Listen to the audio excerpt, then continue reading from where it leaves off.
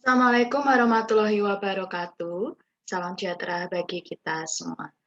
Halo rekan-rekan mahasiswa manajemen perkebunan. Kali ini kita akan melanjutkan kuliah minggu lalu. Kalau kemarin kita sudah belajar mengenai evaluasinya, saat ini setelah dievaluasi maka dilakukan perencanaan peningkatan produktivitas. Ayo, masih ingat nggak nih siklus produktivitas? Yang pertama adalah pengukuran. Saya ulang lagi ya, pengukuran yang teman-teman lakukan dengan praktek kemarin, mempergunakan kopdoglas itu masuknya di yang paling dasar, pengukuran. Apa sih faktor yang perlu dibenahi? Oh, misalnya ternyata adalah TPS.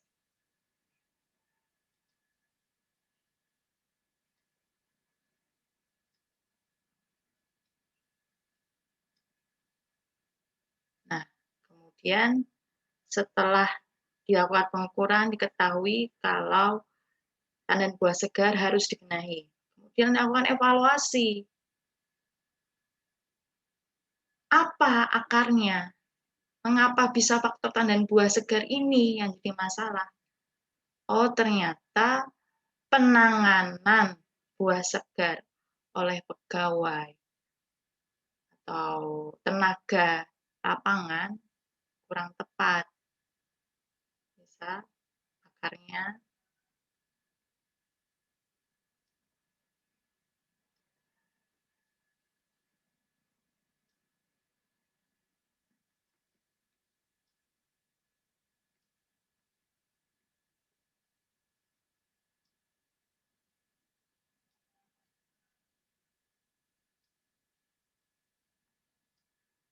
Jadi ini terkait dengan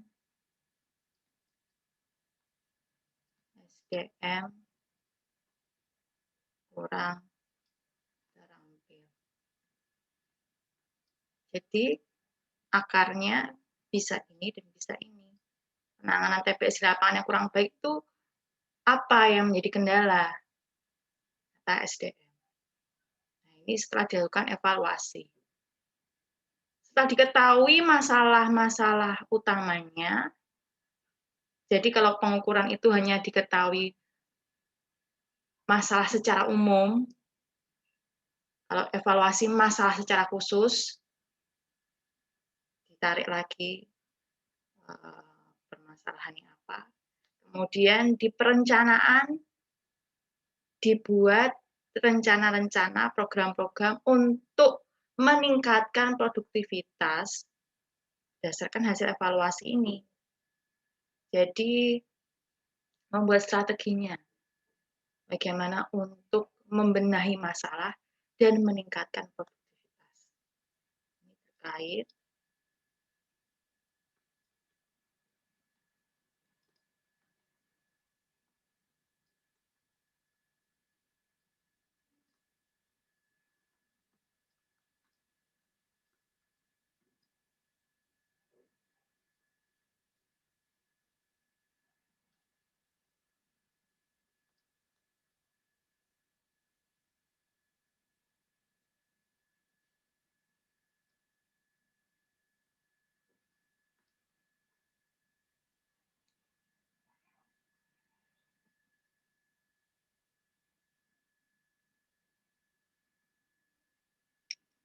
lanjut, kita ada di tahap planning ini ya. Lanjut. Apa saja langkah-langkah dalam perencanaan? Yang pertama adalah memilih dan memutuskan program peningkatan produktivitas. Setelah tahu nih, oh permasalahannya pada SDM. Program-program apa saja yang mau dilakukan untuk meningkatkan produktivitas dengan membenahi SDM. Mau ada pelatihan, kemudian pembuatan standar operasional, penjelasan peraturan, kemudian penempelan langkah-langkah kerja, standar operasional, petunjuk penanganan tandan buah segar, itu adalah program-programnya. Jadi menentukan programnya. Nah, kalau sudah menentukan programnya, selanjutnya apa yang perlu dilakukan? Adalah mengungkapkan alasan memilih program itu. Kenapa mau melakukan pelatihan? Harus ada alasannya. Apa keuntungan dan kelebihannya? Keuntungan dan kelebihannya sama ya. Apa kelebihan dan kekurangannya? Ini saya kasih merah deh.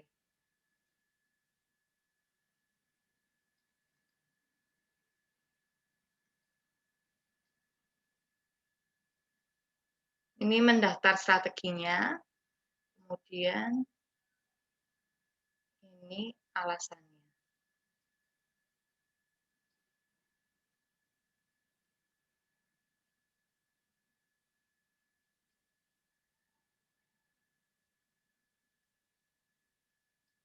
Bisa berdasarkan dengan kekurangan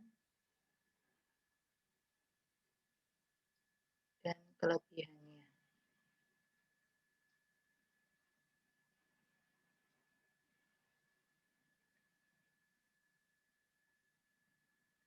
Nah, nanti diketahui, oh memilih adanya pelatihan, kekurangannya biayanya tinggi.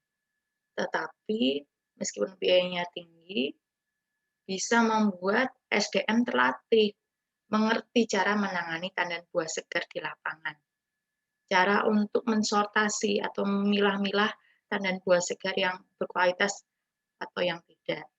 Nah, itu adalah alasan-alasannya. Makanya disusunlah pelatihan karena alasan-alasan tadi. Jadi menyatakan alasan-alasannya.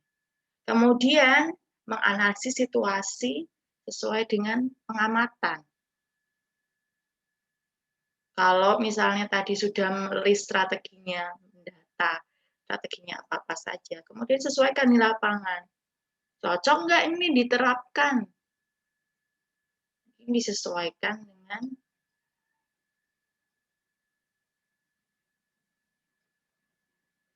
realita.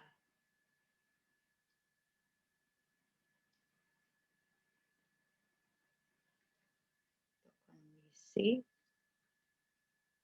perusahaan. Nah, kalau sudah tahu, oh perusahaan uangnya masih banyak nih, bisa diadakan pelatihan. Situasi di lapangannya baik, cocok untuk dilakukan pelatihan.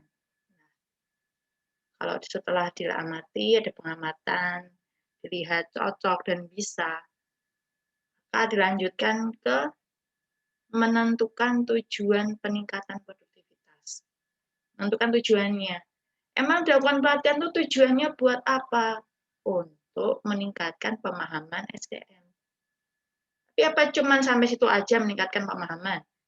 Harus ditentukan juga persentase keberhasilan. Indikator dinyatakan berhasil. Indikator dikatakan paham.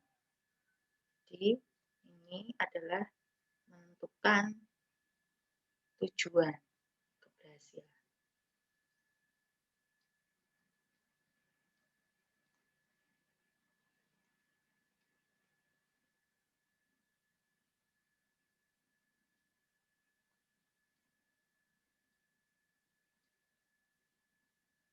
Ada indikator-indikatornya.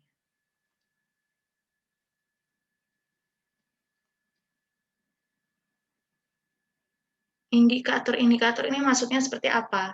Tadi kalau misalnya SDM-nya dinyatakan memahami cara untuk memilah tandan buah segar yang berkualitas dan yang tidak. Cara tahunya sudah paham gimana? Oh, tahunya dari ketika dites bisa menjawab dan mendapatkan skor yang tinggi. Jadi diberikan tes, diberikan ujian praktek, memilih tandan buah segar yang berkualitas dan yang tidak. Apabila bisa menjawab, bisa mendapatkan nilai yang baik, dikatakan pemahamannya sudah tepat, sudah mengerti. Kalau sudah mengerti berarti pelatihannya berhasil. Itu ya.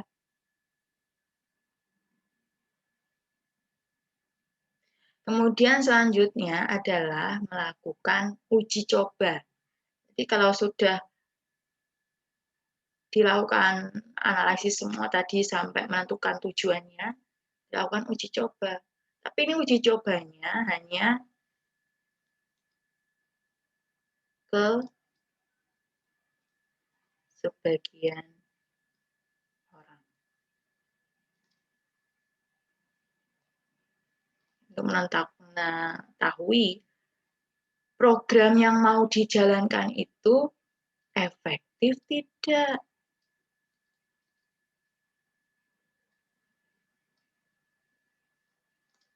Nah, ini ke sebagian orang ini nantinya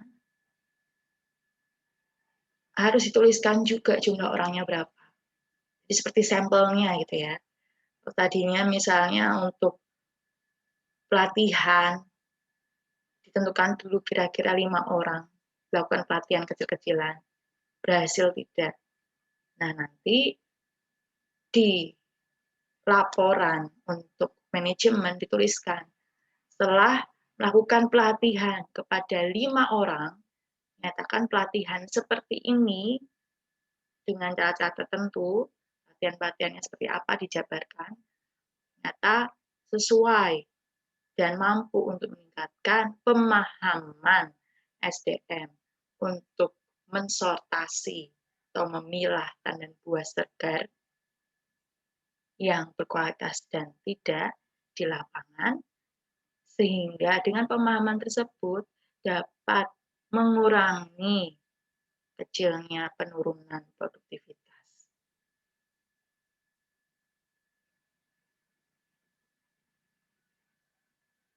Jadi disebutkan hasil dari uji cobanya itu dan sampelnya ada berapa orang.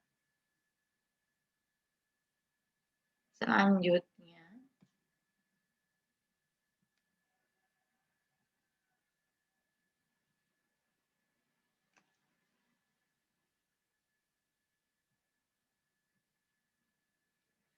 nah untuk menentukan program tadi, apa sih kegiatan-kegiatan program-program untuk peningkatan produktivitas berdasarkan evaluasi yang didapatkan sebelumnya. Tadi program peningkatan produktivitasnya adalah pelatihan nih. Kenapa memilih pelatihan? Apa alasannya memilih pelatihan? Tadi kan teman-teman lihat di step of planning sebelumnya ini kan ada kata-kata mengungkapkan alasan memilih program.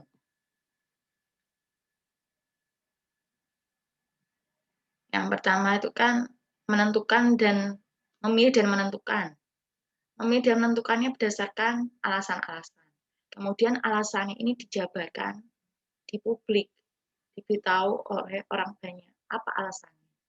Nah, untuk mengetahui alasannya yang tepat, untuk bisa menentukan dengan baik dan menjabarkan alasan-alasan tadi kelebihan dan kekurangannya. Itu taunya dari mana? Apa yang perlu dilakukan? Nah, jadi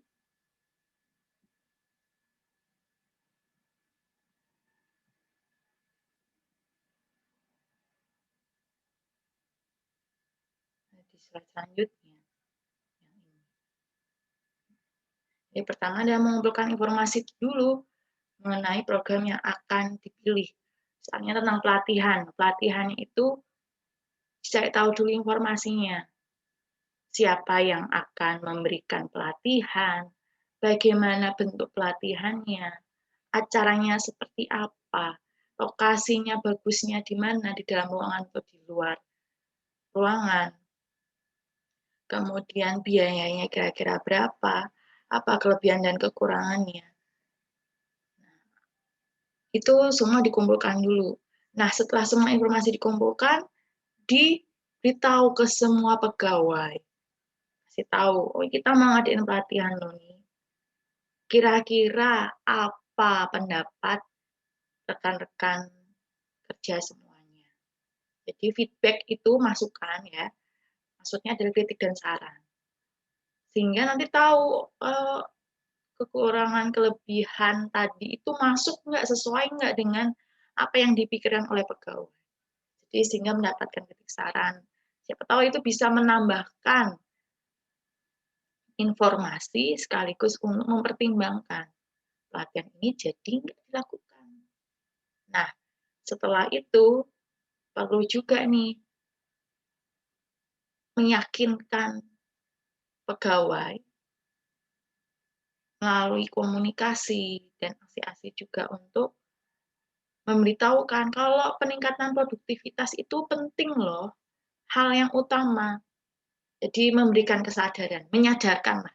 Yang ketiga ini kalau kalian susah pahamnya maksudnya apa, intinya adalah menyadarkan.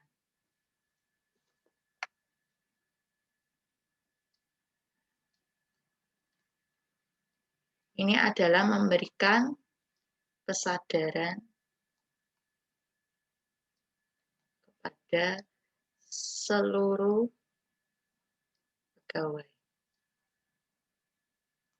Kesadaran kalau apa? Kesadaran kalau peningkatan produktivitas itu penting. Kenapa penting?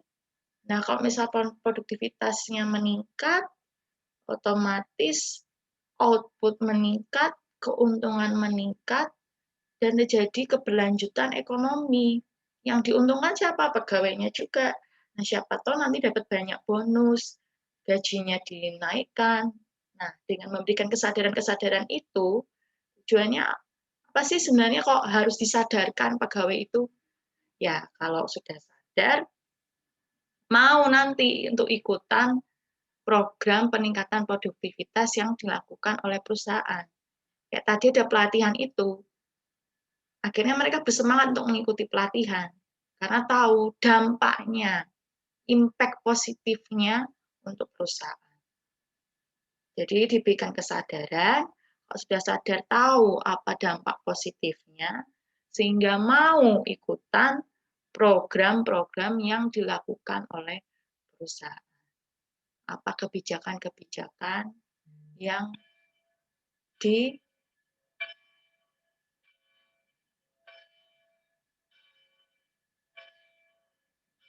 dicanangkan oleh perusahaan. Ini kayaknya waktunya doa ya. Kita pause dulu aja ya.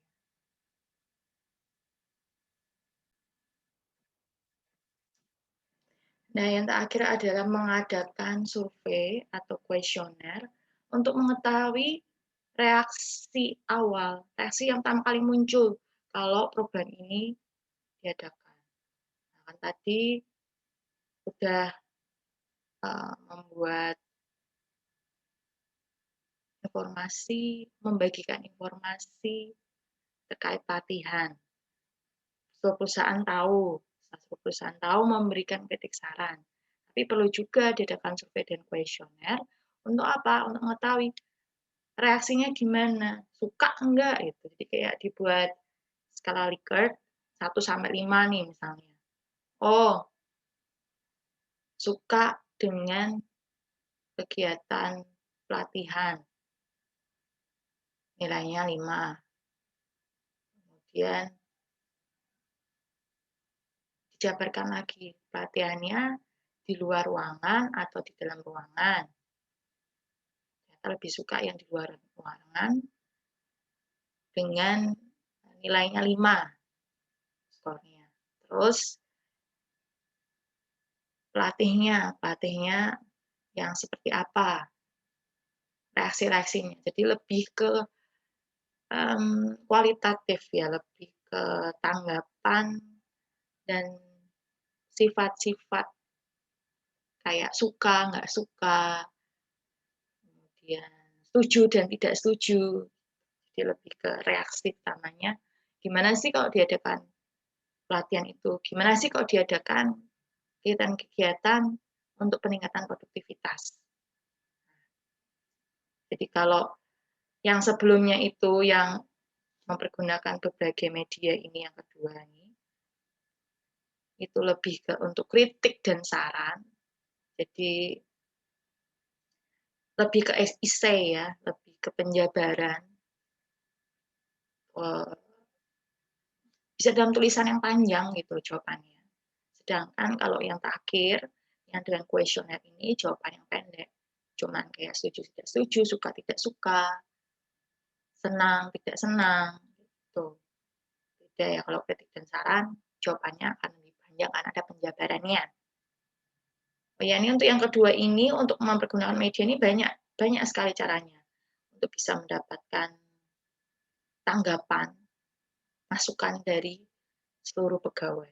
Bisa melalui media sosial, WhatsApp, poster, rapat, rapat pun juga media, sarana gitu ya maksudnya ya. Terus juga bisa melalui email, jadi meng-email satu-satu pegawai-pegawai nih, ditanyain, gimana pendapat kamu? Apa kritik sarannya? Atau bisa juga menghubungi atasan supaya atasan ini menurunkan surat. Di surat langsung dari atasan kan biasanya lebih wow gitu ya, lebih manjur nih. Nah, nanti dari surat dari atasan inilah yang akhirnya membuat pegawai-pegawai memberikan kritik dan saran atas program peningkatan produktivitas yang mau dibuat. Tuh. Kita lanjut, ini yang terakhir. Ini penting teman-teman, yang terakhir ini adalah tabel perencanaan peningkatan produktivitas. Rencananya ini apa aja. Nah, ini yang perlu ditulis, saya kasih tahu teman-teman. Masalah utama ini adalah masalah utama yang didapatkan dari hasil evaluasi. Kalau misalnya tadi adalah terkait SDM kurang rampil. Jadi ini tidak lagi cuman masalah umum dan buah segar seperti yang dari hasil pengukuran, tidak. Tapi yang sudah dikhususkan. Ada masalah-masalah lagi hasil dari evaluasi. Bukan masalah pokok ya, tapi ini masalah-masalah khususnya. Masalah khususnya ada banyak yang seperti kemarin saya katakan, akar-akarnya itu. Nah, kemudian improvement programnya apa? Program peningkatannya apa? SDM kurang terampil, 1, pelatihan. Person in charge itu adalah PIC, itu kalau dalam bahasa Indonesia disebut dengan penanggung jawab. Penanggung jawabnya untuk ngadain pelatihan itu siapa? Oh, kepala divisi SDM atau bagian kepegawaian.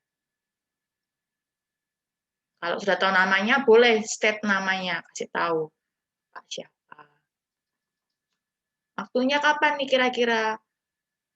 Oh, pas bulan depan. Bulan Juli. Tapi kira-kira enaknya akhir Juli nih. Nah, ditulis. Akhir Juli. Biayanya berapa? Nanti ini perlu adanya analisis dulu. Kebutuhan-kebutuhannya apa? Ini berdasarkan kebutuhannya. Jadi harus dianalisis kebutuhannya dulu. Sehingga bisa tahu biayanya berapa. Berapa juta. Termasuk kebutuhan makan ya. Semua harus masuk dan ditulis. Nah, hasil yang diharapkan apa?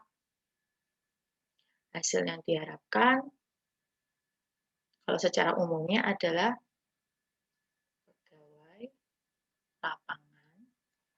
pegawai lapangan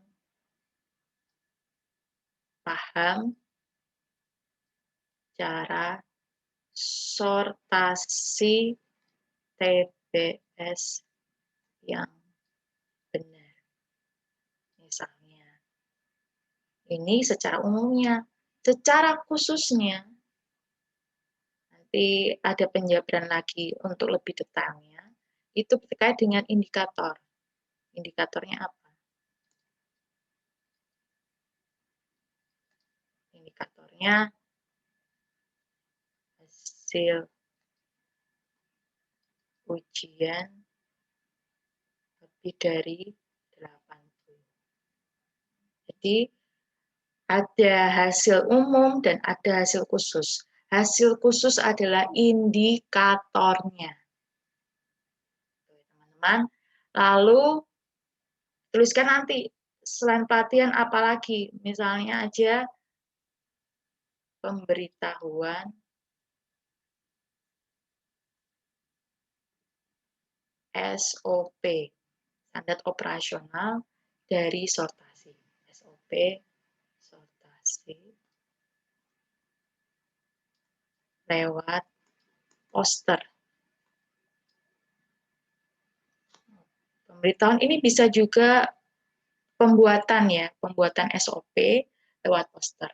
Nanti maksudnya gimana sih posternya? Nanti ditempel di ruang-ruangan produksi, atau posternya itu dibuat tidak dalam bentuk kertas, tapi misalnya saja dalam bentuk plang, jadi lebih tahan air, untuk bisa ditaruh di lapangan, di perkebunannya itu. Jadi sehingga ketika masa-masa sortasi, ketika dari lapangan, hingga sampai ke bagian tempat untuk sortasinya itu, pemilahannya itu semua pegawai bisa membacanya.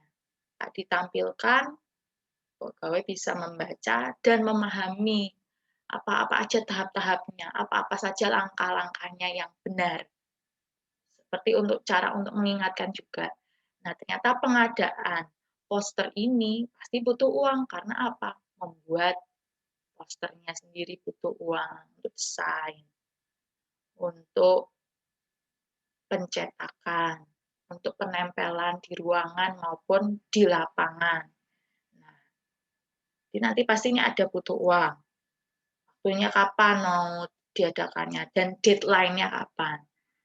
Dan siapa yang membuat ini? Oh, ini mungkin bagian Kadif Komunikasi.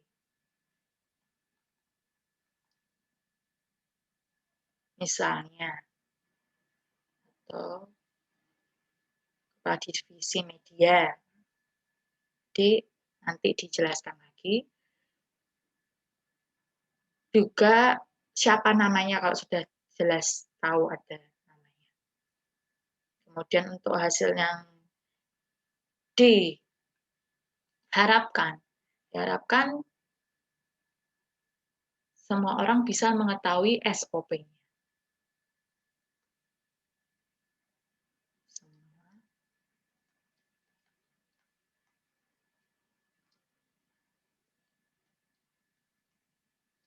Nah, semua pegawai tahu SOP-nya. Ini indikatornya apa?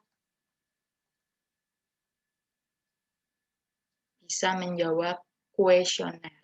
Misalnya, nanti dibagi kuesioner, tanyakan, sudah mengerti belum SOP-nya? Dikasih pertanyaan-pertanyaan juga di kuesionernya itu.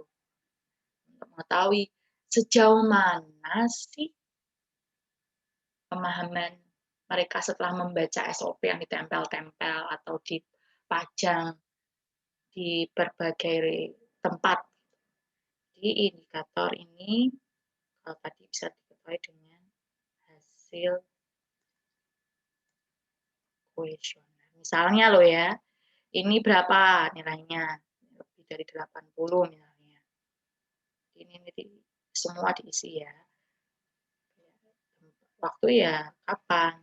Mau sama juga atau sampai kapan? Itu tulis. Biayanya berapa juta, berapa puluh juta, ditulis juga. Jadi seperti itu teman-teman. Semoga teman-teman paham, cukup sampai sini saja. Ini adalah dasar-dasarnya, kemudian nanti kalau ada pengembangannya, silakan teman-teman belajar lagi, cari tahu lebih lagi, karena kan teman-teman sudah kuliah ya, jadi saya hanya menghantarkan dasar-dasarnya.